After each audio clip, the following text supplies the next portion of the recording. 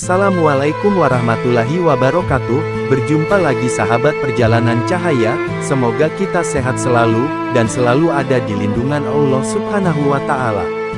Karomah Syekh Abu Bakar bin Salim adalah salah satu wali termasyhur di Hadramaut. Di masanya, beliau tiada tandingannya, baik dari segi makom, makrifat maupun pengetahuannya. Kewaliannya diakui semua kalangan dan karomah-karomahnya banyak dicatat para ulama. Kubahnya senantiasa diziarahi kaum muslimin yang mengharap keberkahannya yang melimpah.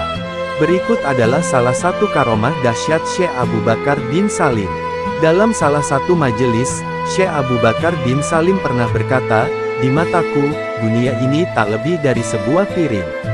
Semua yang ada di atasnya dapat kulihat." Ucapan beliau ini didengar oleh salah seorang pembantunya. Suatu hari sang pembantu mendengar syair keluhan seorang badui yang kehilangan onta. Ia berkata kepada si badui, "Temuilah tuanku Syekh Abu Bakar bin Salim. Ia akan menunjukkan di mana ontamu berada.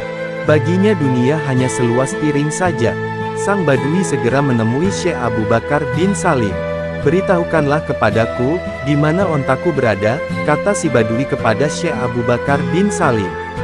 "Bagaimana aku dapat mengetahui keberadaan ontamu?" jawab Syekh Abu Bakar bin Salim keheranan.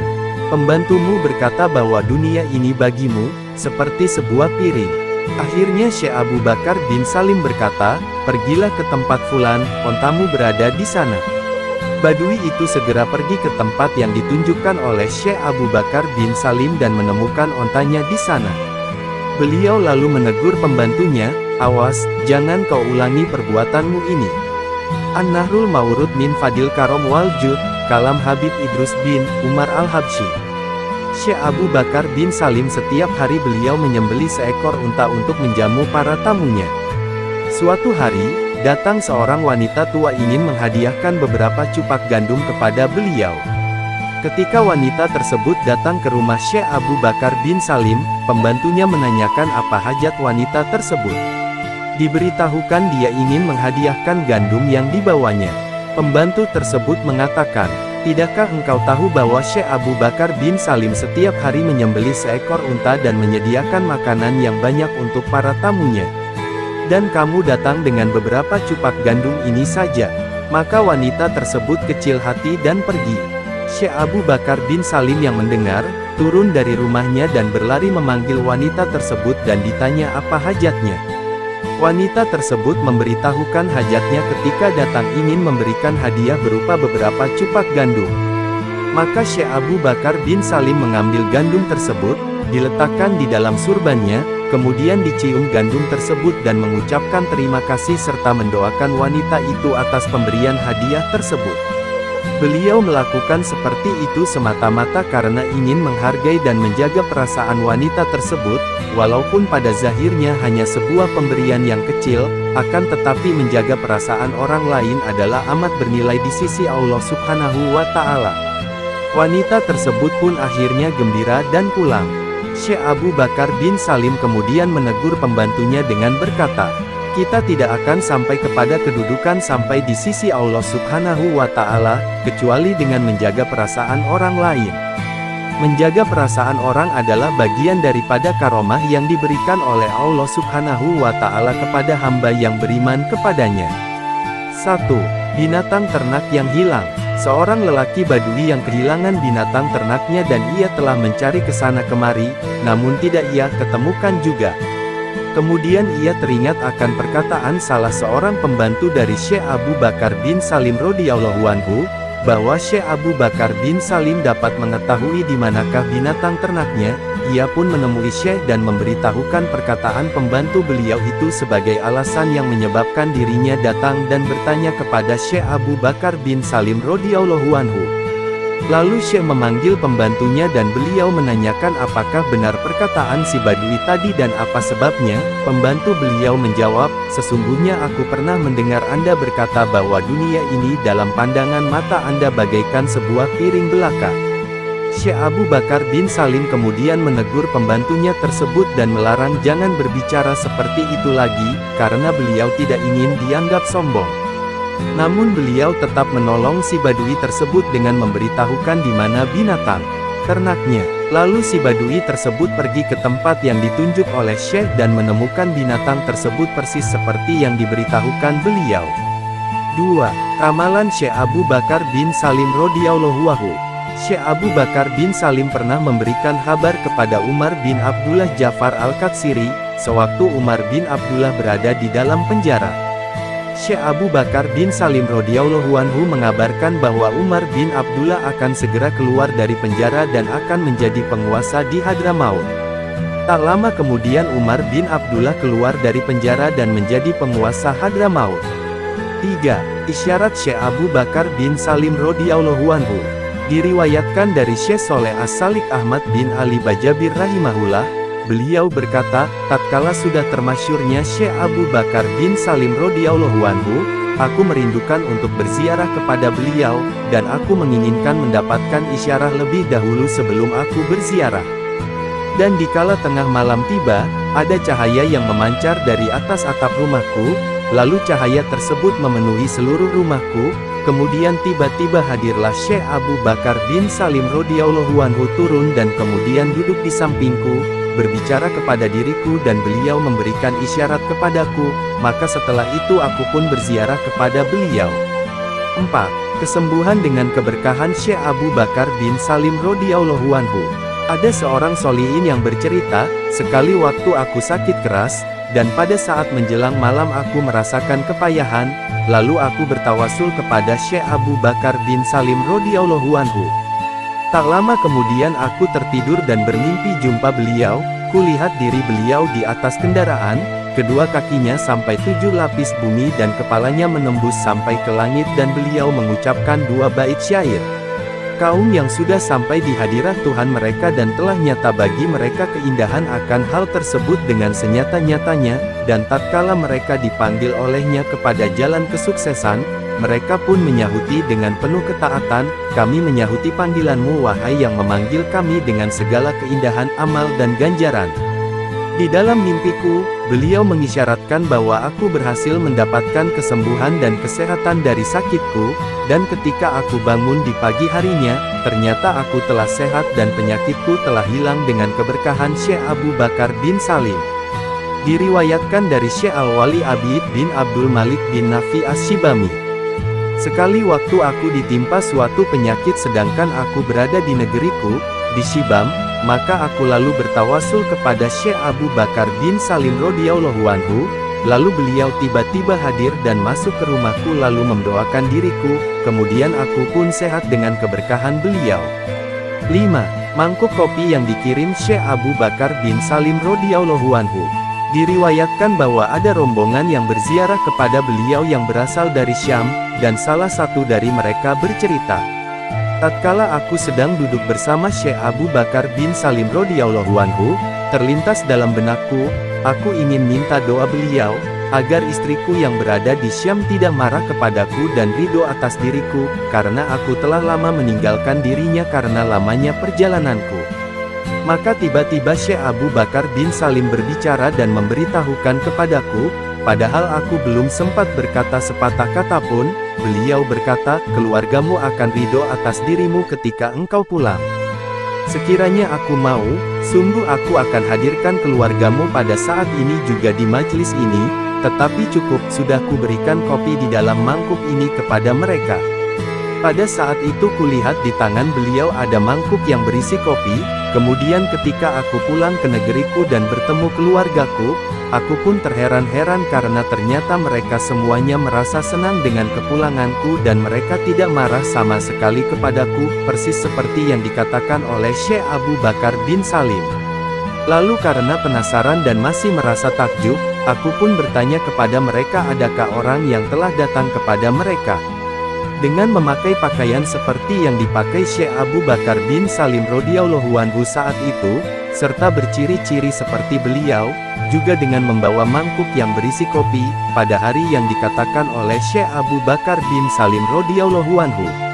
Mereka pun berkata, benar ada seorang syekh yang telah datang kepada kami dengan membawa semangkuk kopi dan kami pun meminumnya. 6. Kasyafnya Syekh Abu Bakar bin Salim radhiyallahu anhu. Diriwayatkan bahwa ada serombongan jamaah yang datang kepada beliau untuk berziarah kepada beliau. Tatkala di tengah jalan mereka berbincang satu sama lain, sungguh kita ingin mengetahui kasyafnya Syekh Abu Bakar bin Salim radhiyallahu anhu, kita minta saja di dalam hati masing-masing, sekarang, agar dijamu beliau dengan makanan laut dan kurma.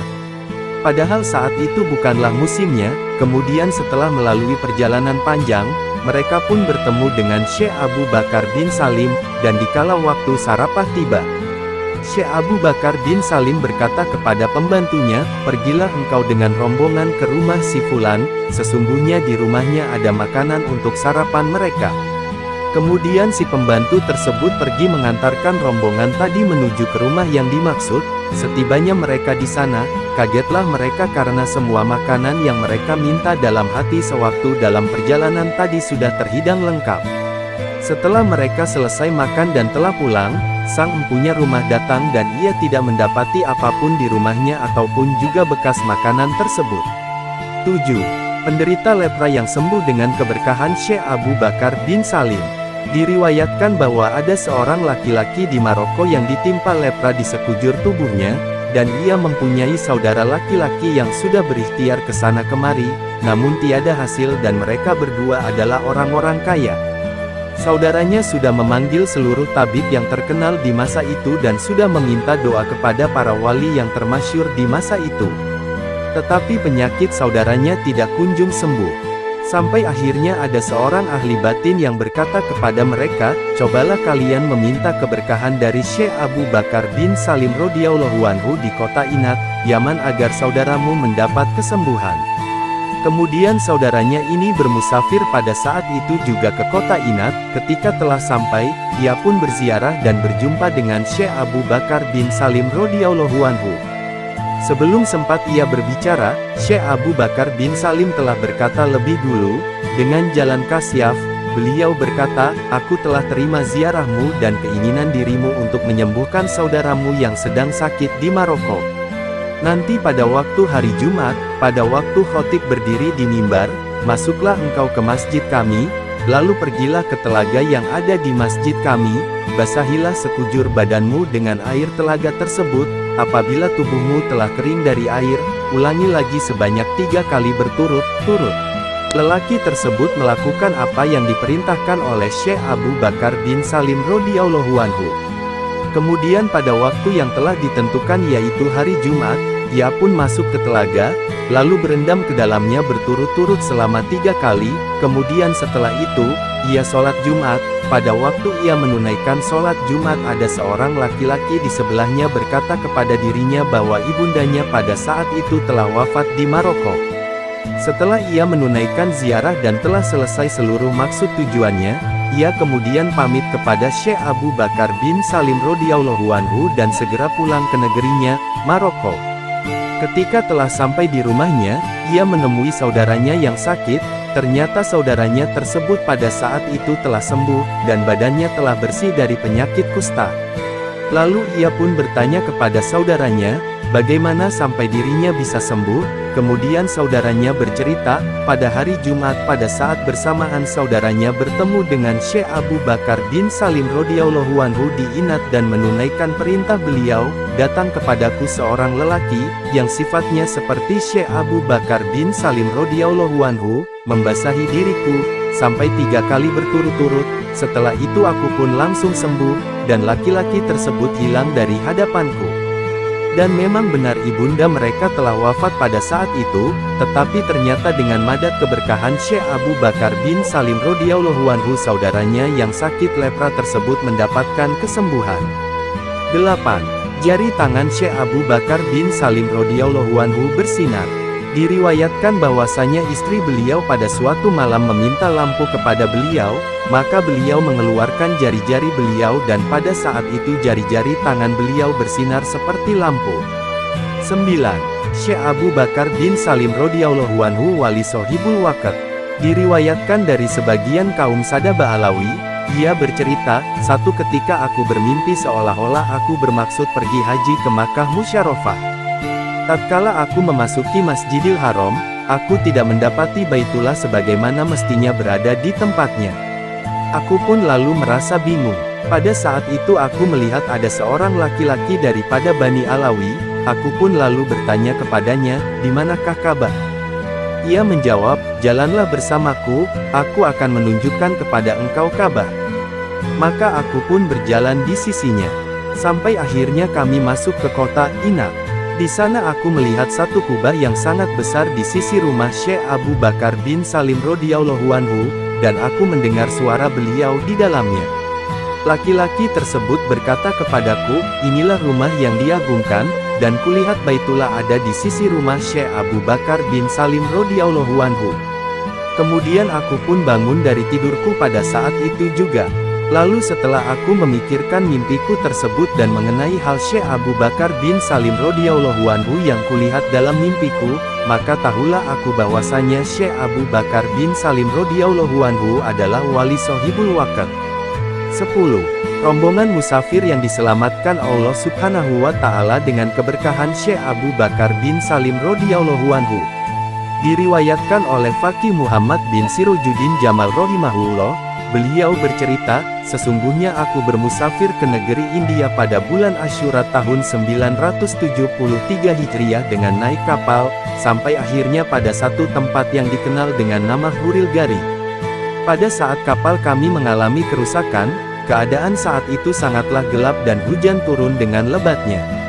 Para penumpangnya merasa kebingungan dan ketakutan sehingga mereka menangisi keadaan mereka. Aku sendiri berdoa kepada Allah Subhanahu wa Ta'ala dan bertawasul dengan para waliullah, lalu aku beristighosah dan hatiku bertawajuh kepada Syekh Abu Bakar bin Salim radhiyallahu anhu.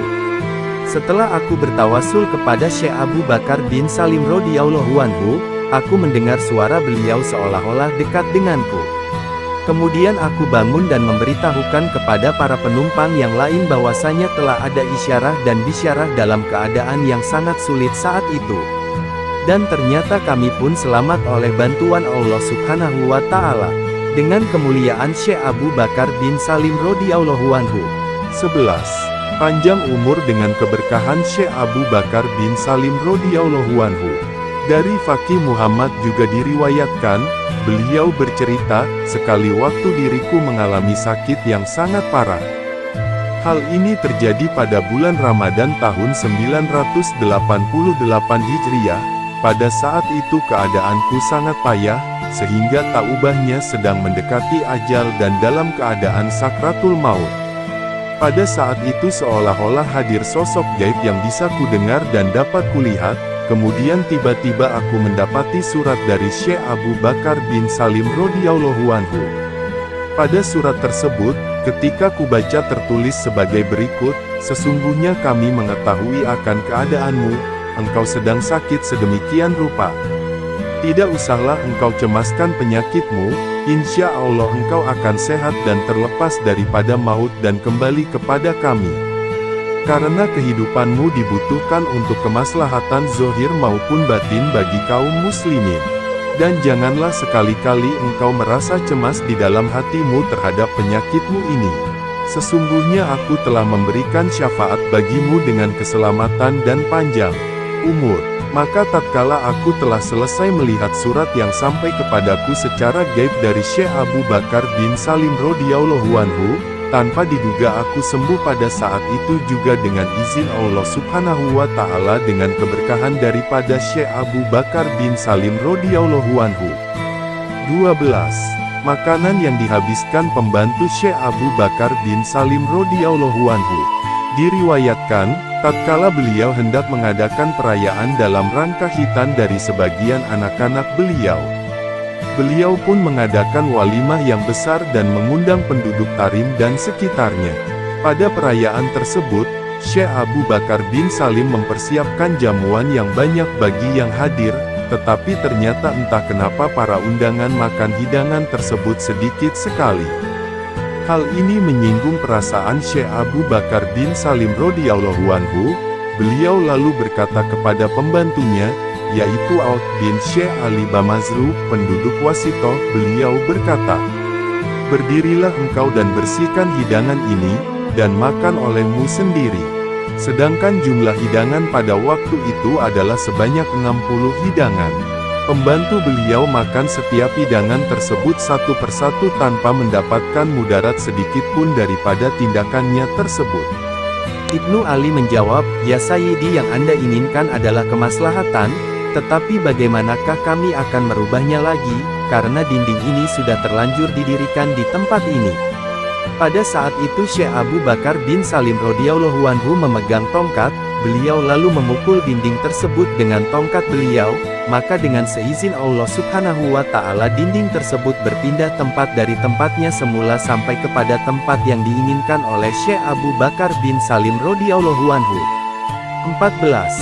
Darwisi yang mendapatkan futuh dengan barokah Syekh Abu Bakar bin Salim radhiyallahu anhu. Diriwayatkan dari Sayyidina Al-Imam Al-Qut Al-Habib Abdullah bin Alwi Al-Haddad, bahwasanya beliau bercerita, sesungguhnya ada seorang darwisi yang telah datang kepada Sayyid As-Syekh Abdullah bin Syekh Al-Aidrus dan berkhidmat kepada beliau sampai beberapa waktu. Pada suatu ketika, si darwisi ini berkata kepada pembantu As-Syekh Abdullah bin Syekh Al-Aidrus, "Katakan kepada tuanmu, sesungguhnya aku menginginkan daripada As-Syekh Abdullah sabun." Maka pembantu ini pun menyampaikan pesan si darwisi itu kepada beliau. Kemudian As-Syekh Abdullah Al-Aidrus memberikan sabun untuk mencuci baju. Maka tatkala pembantu beliau memberikan sabun ini kepada darwisi tersebut, ia terbelalak dan berkata, "Sesungguhnya bukanlah sabun seperti ini yang aku inginkan, tetapi yang aku inginkan adalah sabun untuk hatiku." Kemudian Syekh Abdullah bin Syekh Al-Aidrus berkata kepada darwisi ini, "Kami tidak mempunyai sabun yang engkau inginkan. Kalau sekiranya engkau menginginkan sabun untuk hatimu, pergilah engkau kepada Syekh Abu Bakar bin Salim radhiyallahu anhu." Kemudian keluarlah si darwisi ini untuk pergi menemui Syekh Abu Bakar bin Salim dan berkhidmat kepada beliau. Tak lama kemudian ia pun mendapatkan keinginannya dan mendapatkan futuh daripada Allah Subhanahu wa Ta'ala dengan barokah Syekh Abu Bakar bin Salim radhiyallahu anhu.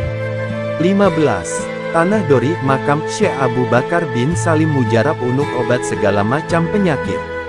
Di turba Syekh Abu Bakar bin Salim terdapat pasir atau tanah katsib yang sangat termasyhur kemujarabannya bagi orang-orang yang menginginkan keberkahan.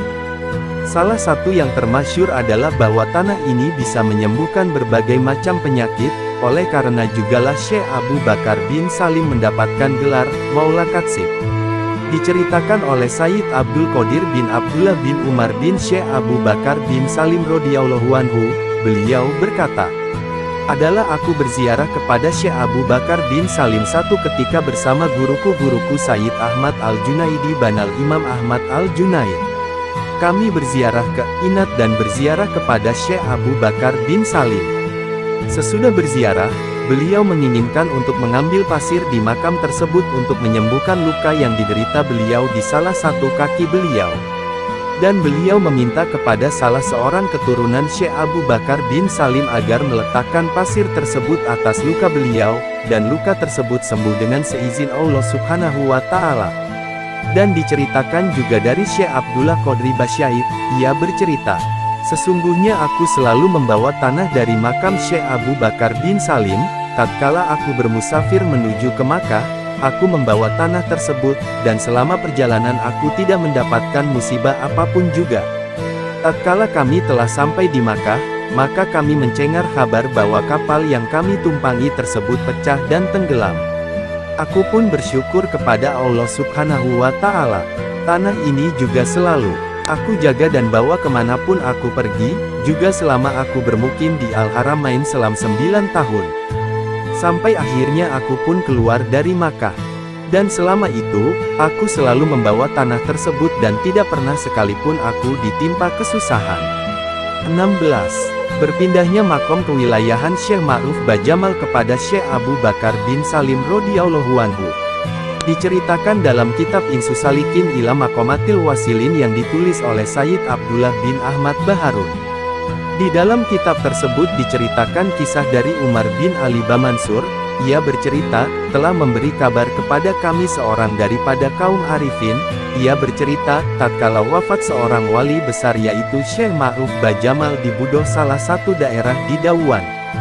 Kaum Solihin melihat dengan Ainul Basyiro mereka, Ada sungai yang mengalir dari Budo, sungai tersebut dipenuhi cahaya yang cemerlang. Sungai itu mengalir sampai ke Shibam dan memenuhi kota Shibam dengan cahaya, sampai ke Gerfah dan terus ke Tarim sampai akhirnya ke kota Inat, dan sungai tersebut berkumpul di hadirat Syekh Abu Bakar bin Salim. Maka tahulah seluruh murid Al-Wali Syekh Ma'ruf Bajamal bahwa makom atau kewalian daripada Syekh Ma'ruf Bajamal telah berpindah dan diwarisi oleh Syekh Abu Bakar bin Salim radhiyallahu anhu. Kemudian murid-murid Syekh Ma'ruf Bajamal menemui beliau. Sebelum mereka ingin berkata-kata, semuanya dikasyiaf oleh Syekh Abu Bakar bin Salim. Lalu Syekh Abu Bakar bin Salim mengajari mereka dan memberitahukan kepada mereka mengenai beberapa hal gaib. Kemudian mereka pun pulang ke Tarim, termasuk di antara rombongan mereka yaitu Syekh Umar Baraja As-Sonubari. Dan mereka berkumpul bersama Syekh Husain bin Faqih Abdullah Balhaj Bafadol. Dan mereka pun menceritakan daripada keagungan Syekh Abu Bakar bin Salim radhiyallahu anhu. 17. Kekasyiafan Syekh Abu Bakar bin Salim radhiyallahu anhu dan ziarah yang qabul. Berkata Al-Faqih Muhammad bin Abdurrahman Sirojuddin rahimahullah, daripada sebagian kekeramatan Syekh Abu Bakar bin Salim radhiyallahu anhu, sebagaimana yang telah dikabarkan kepadaku dari ayahandaku bahasanya ia bercerita, sungguh telah terbayang atas kami banyak manusia yang berziarah kepada Nabi Hud alaihi salam. Dan tatkala itu adalah permulaan atau bidayah akan zuhurnya Syekh Abu Bakar bin Salim. Dan sesungguhnya aku sangat menginginkan berziarah bersama mereka di dalam jamaah mereka, rombongan yang agung, tetapi aku merasa segan dan terlintas dalam hatiku sekiranya aku menginginkan untuk menulis surat kepada Syekh Abu Bakar bin Salim radhiyallahu anhu dan meminta kepada beliau mendoakan kami agar mendapat fadilah daripada ziarah tersebut. Tetapi aku pun merasa sangat segan untuk menulis surat tersebut dan aku pun tidak pernah memberitahu satu orang pun atas keinginanmu itu. Dan tatkala aku pulang setelah berziarah kepada Nabi Hud alaihi salam, tiba-tiba aku mendapatkan surat dari Syekh Abu Bakar bin Salim radhiyallahu anhu yang isinya adalah sebagai berikut, sesungguhnya kami menghadirkan ruh kalian di dalam acara ziarah kepada Nabi Hud alaihi salam, dan kami mendoakan kalian, dan kami pun mendoakan agar kalian sekeluarga mendapatkan fadilah dan keutamaan pada ziarah tersebut. Setelah aku membaca surat daripada Syekh Abu Bakar bin Salim tersebut, aku pun mengucapkan puji dan syukur kepada Allah Subhanahu wa Ta'ala. Dan bertambah tazimlah diriku kepada beliau. 18. Syekh Abu Bakar bin Salim radhiyallahu anhu dipilih oleh Syekh Faris Bakois. Ketika Syekh Faris, seorang wali besar yang berkunjung ke Tarim dan hendak melanjutkan perjalanannya untuk berziarah ke makam Nabi Hud alaihi salam, beliau meminta seseorang untuk mengantar beliau beserta rombongan, lalu beliau memilih di antara penduduk Tarim yang pantas untuk mengantar beliau berziarah. Tatkala Syekh Faris melihat Syekh Abu Bakar bin Salim radhiyallahu anhu yang kala itu masih berusia 4 tahun, beliau pun menunjuk Syekh Abu Bakar bin Salim radhiyallahu anhu untuk mengantar beliau, dan Syekh Faris tidak mau digantikan oleh orang lain, lalu pergilah Syekh Abu Bakar bin Salim radhiyallahu anhu bersama rombongan Syekh Faris dengan digendong pembantu beliau yang bernama Bakahawil. 19. Berubahnya warna rambut Syekh Abu Bakar bin Salim radhiyallahu anhu. Diriwayatkan oleh Syekh Abdullah bin Zain, sekali waktu kami sedang berada di majlis Syekh Abu Bakar bin Salim, lalu terlintaslah di dalam hatiku keraguan kepada beliau. Tiba-tiba pada saat itu juga dalam halnya warna kulit dan baju Syekh Abu Bakar bin Salim berubah-ubah, dan rambut beliau juga sesaat berubah warna menjadi putih dan sekejap kemudian kembali berwarna hitam. Syekh Abdurrahman bin Zain berkisah, sekali waktu aku berziarah kepada Syekh Abu Bakar bin Salim, lalu kami melihat warna beliau berubah-ubah, seketika itu juga terkadang-kadang berwarna putih lalu berubah menjadi kuning, kemudian berubah lagi menjadi hitam manis, dan rambut beliau pun terkadang berubah warna menjadi putih kemudian kembali berwarna hitam. 20. Perempuan yang bertemu Syekh Abu Bakar bin Salim. Syarif Umar bin Muhammad bin Ali bercerita bahwa ada seorang perempuan dari salah satu kabilah Arab yang telah mendengar tentang kekeramatan beliau. dan ia berkata bahwa ia ingin bertemu dan berziarah kepada Syekh Abu Bakar bin Salim. Sebelum kalimatnya selesai ia ucapkan, tiba-tiba pada saat itu juga hadir seseorang di depannya yang tak ia kenal dan berkata kepadanya, "Engkau ingin bertemu dengan Syekh Abu Bakar bin Salim?" "Akulah Syekh Abu Bakar bin Salim," dan kemudian langsung hilang pada saat itu juga. Tak lama berselang, ia pun berziarah kepada Syekh Abu Bakar bin Salim di Inat, dan tatkala ia melihat Syekh Abu Bakar bin Salim, ia pun terkejut karena ternyata wajah beliau sama dengan seseorang yang mendatanginya secara gaib di kala lalu itu.